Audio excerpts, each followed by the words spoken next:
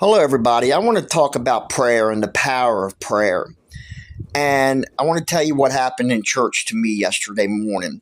And give you a little bit of backstory. I've had a bad stomach for pretty well much most of my life. I remember being in ninth grade and sitting in class and just being doubled over in pain because I came back from the cafeteria from eating lunch and it just was tearing my stomach to pieces.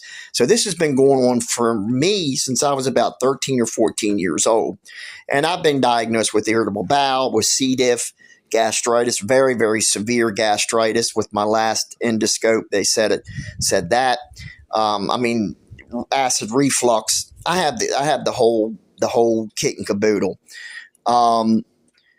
So my pastor's known this. My church has prayed, and our church believes heavily in prayer, as you should and your church should. We believe that God can heal and deliver you from anything, no matter what. If you have faith, you believe, and God can deliver and can heal. I believe that in my heart. I know He can. I've seen Him do it, not only in my life, but in many other occasions in church. I've seen people healed and delivered from drugs and cigarettes and alcohol and you name it.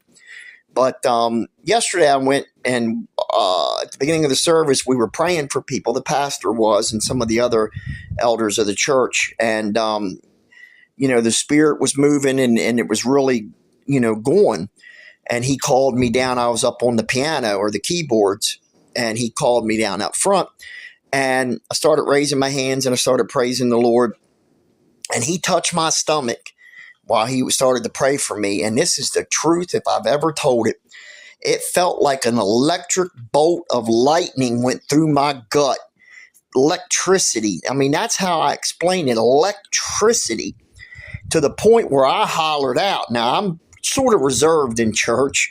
I praise and worship, but I'm not a screamer or anything like that.